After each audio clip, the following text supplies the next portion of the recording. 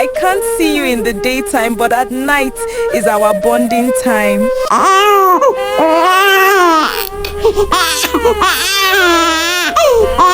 People say some children arrive with destiny clutched in their fists.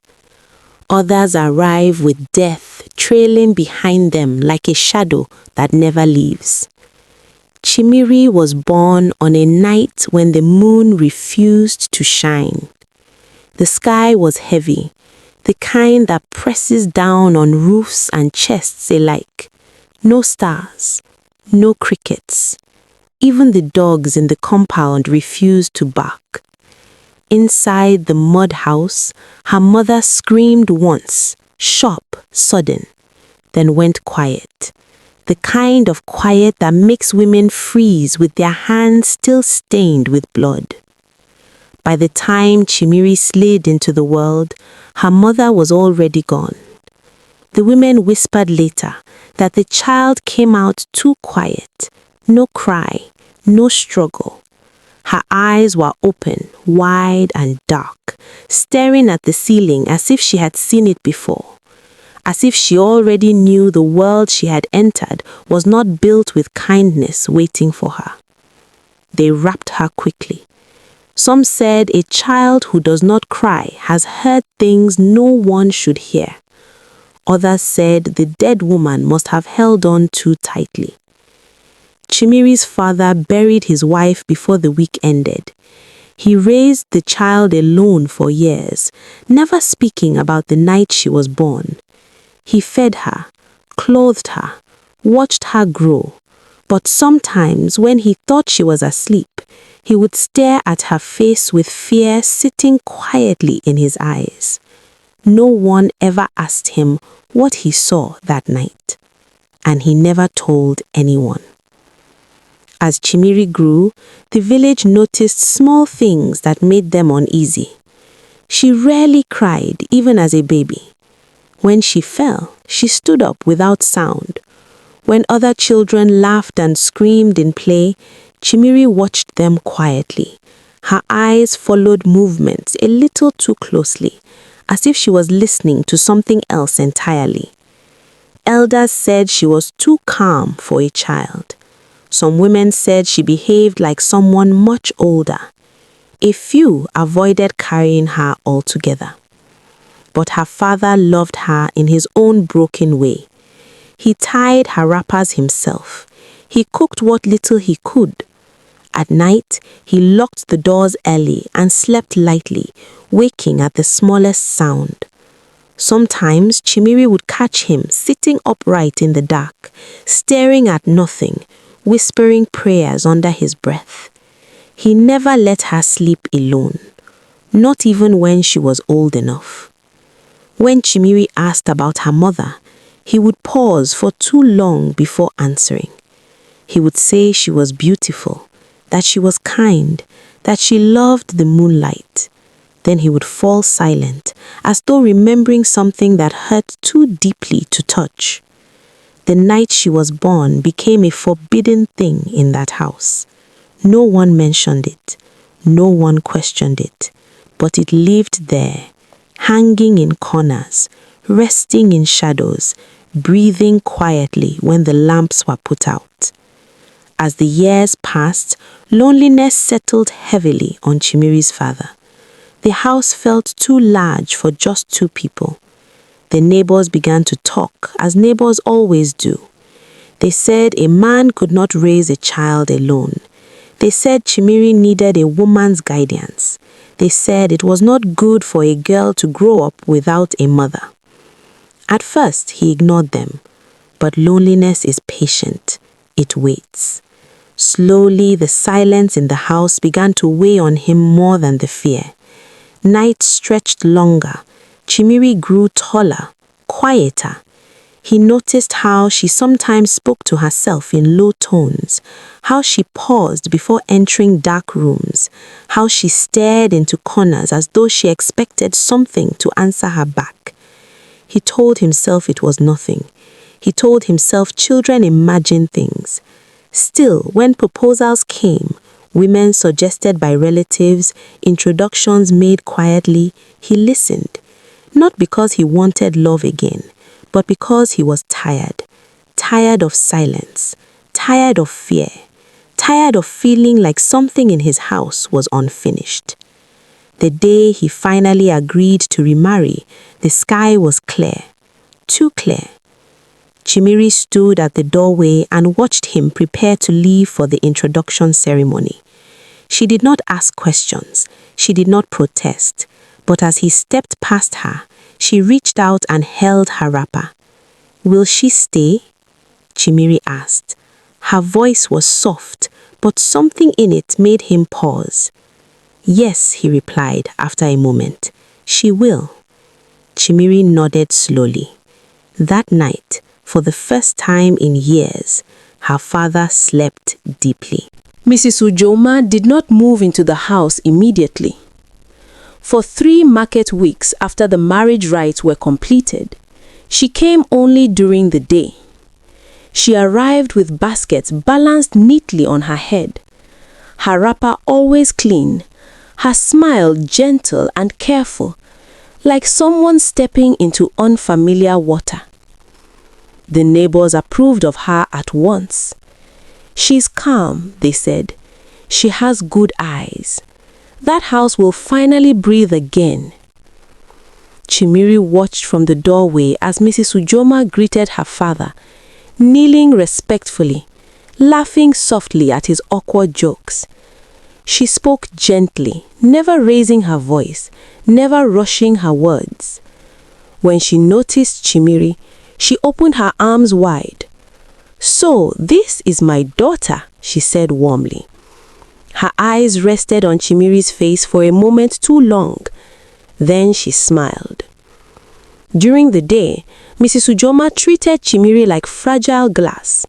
She brushed her hair carefully, praising its soft curls.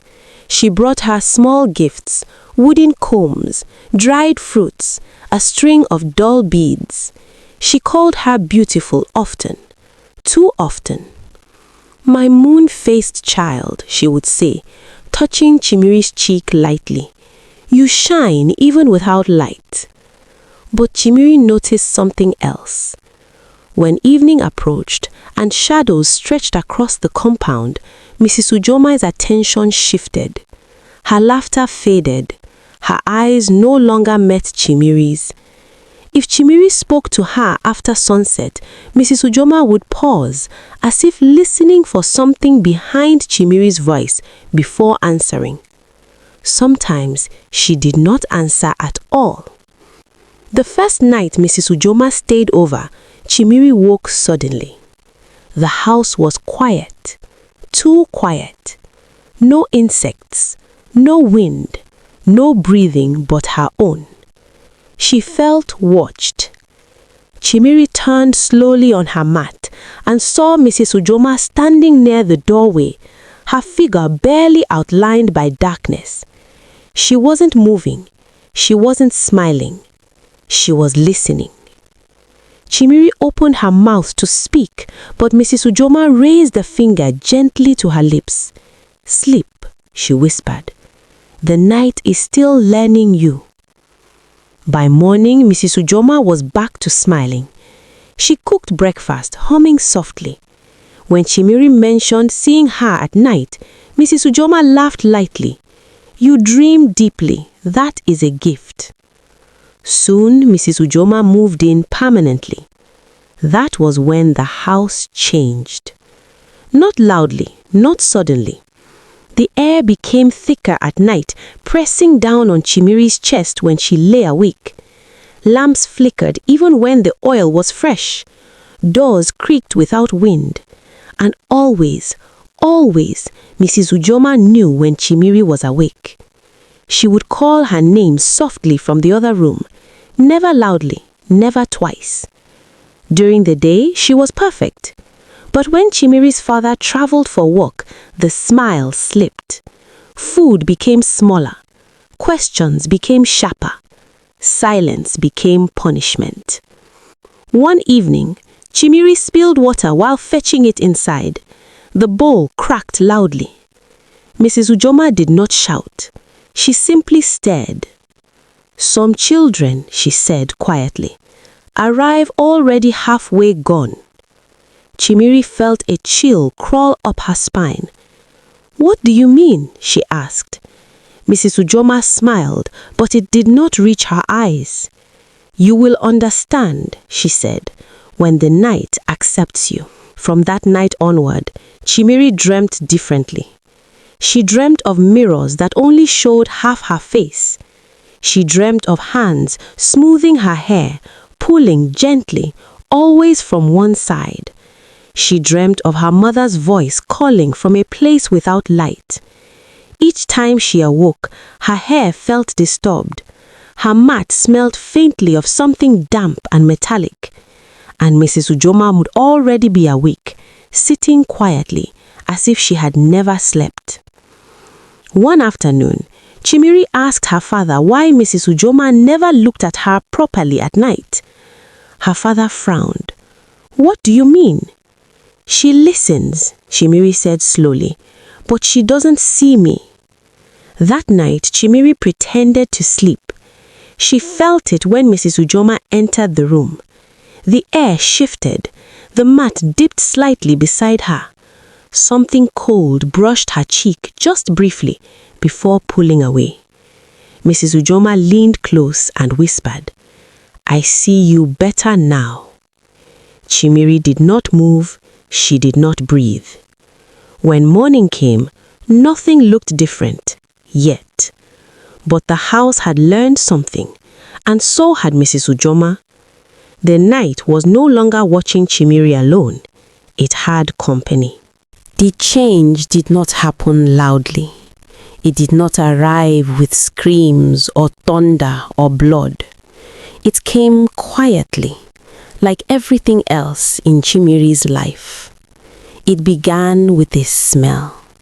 Chimiri woke in the middle of the night to a scent she had never known but somehow recognized. Damp earth mixed with old metal, the kind of smell that lingered around freshly dug graves. Her eyes opened slowly, her body stiff, her heart already racing before she understood why. Someone was in the room. The lamp was out, the moon was gone.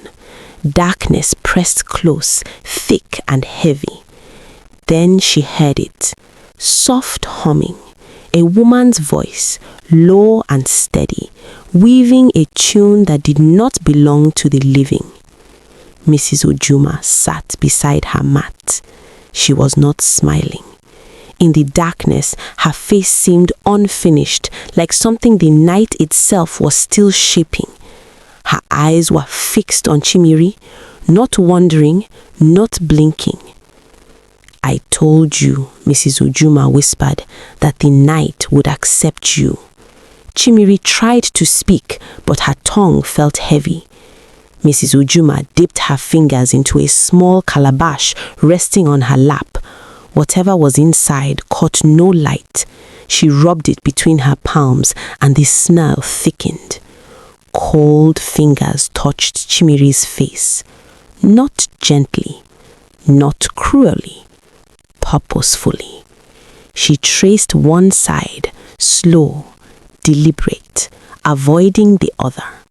Chimiri felt a burning chill, as though her skin were being remembered by something older than pain. Mrs. Ujoma leaned close, her breath brushing Chimiri's ear. "You belong to the half-world, and half-worlds must be marked." When Chimiri woke in the morning, her face felt tight. She rushed to the water pot and bent over its surface. For a moment, nothing seemed wrong. Then she tilted her head slightly. Her reflection shifted. One side of her face was as it had always been, smooth, calm, familiar. The other looked dull, drawn, as if the skin no longer fit properly. Her eye on that side seemed tired, older. She screamed. Villagers gathered. Her father held her trembling. Mrs. Ujuma cried loudly, beating her chest, calling on the ancestors to witness her pain. "Something touched my child in the night, something jealous," the elders murmured. Some nodded, others stepped back. Over the next days, the change worsened. The beautiful side of Chimiri's face remained untouched. The other darkened slightly, pulling tighter each night. Her hair began to change too, her once neat curls growing dry and scattered on one side, breaking, refusing to lie flat no matter how carefully she combed it. At night, the change deepened. During the day, it faded, just enough to make people doubt what they had seen. Children whispered that Chimiri was two people. Women avoided her eyes. Mirrors were removed from the house. Only Mrs. Ujuma remained calm. "You must stop looking at yourself so much," she told Chimiri gently. Some faces were not meant to be whole. One night, Chimiri confronted her. "Why do you only come to me in the dark?" she asked. Mrs. Ujuma tilted her head, studying her, really studying her for the first time. "Because the daylight lies. At night, nothing pretends." She leaned closer and added softly, "I only see you clearly when the sun dies." That night, Chimiri understood. Mrs. Ujuma did not see her the way others did. She saw something else, something that arrived with Chimiri on the night her mother died. The next time Mrs. Ujuma entered her room, Chimiri kept her eyes open. In the darkness, Mrs. Ujuma's shadow did not match her body. It stretched too far, bent the wrong way, moved before she did. Chimiri realized then that her face had not been damaged. It had been opened. And Mrs. Ujuma had done it so she could see what the night had hidden all along. After Chimiri's face changed, the house stopped pretending. Daylight became a lie everyone agreed to accept. People spoke to Chimiri without looking at her for too long. Her father avoided mirrors entirely. Visitors no longer stayed past sunset. But at night, the house came alive. That was when Mrs. Ujuma truly became herself. She began locking Chimiri's door from the outside after dusk. She told her father it was for protection, that spirits had begun to wander. He believed her, because believing was easier than fear. Every night Mrs. Ujuma came, she sat at the edge of Chimiri's mat, humming that same low song, her voice no longer pretending to be gentle. She spoke freely now because the night had chosen sides. "You are opening well," she said once, brushing the ugly side of Chimiri's face with satisfaction. "The dead recognize you." One night, Chimiri finally asked the question that had been growing inside her like a wound. "Why me?" Mrs. Ujuma laughed softly. "Because you were born when the door was open. Your mother did not close it behind you." She confessed then. Mrs. Ujuma was not drawn to Chimiri's father out of love. She had followed the scent of a child born between breaths, one foot in this world, the other in the next. Such children, she said, were visible only to those who belonged to darkness. "I married your father to reach you," she admitted calmly. "I needed to see you clearly, but first I had to mark you." Chimiri felt the night shift around her. "And now?" Chimiri asked. Mrs. Ujuma's smile sharpened. "Now you will belong to me." That was when Chimiri understood something important. Mrs. Ujuma could only see her at night, but Chimiri, because of the mark, could see everything. She saw the truth beneath Mrs. Ujuma's skin, a thing that wore kindness like borrowed cloth, a thing that fed on fear and silence, a thing that needed permission to stay. And suddenly, Chimiri was no longer afraid. That night, Chimiri refused to cry. When Mrs. Ujuma reached for her face again, Chimiri caught her wrist. The room went cold. "You marked me to see me," Chimiri said steadily, "but you forgot something." Mrs. Ujuma froze. "I see you too." The shadows twisted, the walls groaned, the humming stopped. Chimiri spoke the words her mother had whispered to her in dreams, words meant to close doors left open. The night pulled inward, folding back on itself like a wound finally healing. Mrs. Ujuma screamed, not loudly but desperately, as her shape unraveled. By morning, there was nothing left of her but a heap of ash and a calabash cracked in two. When dawn came, Chimiri's face remained divided. One side still beautiful, one side still scarred, but now both belonged to her. The village learned the truth slowly. Her father wept, not only for the wife he lost again, but for the daughter he had almost given away to silence. Chimiri grew older. She learned to live with her reflection, not as something broken, but as something honest. People who met her learned to speak carefully, to treat children gently, to listen when night felt heavy, because Chimiri became a warning. And this is the lesson her story leaves behind. Not everyone who smiles in daylight means well.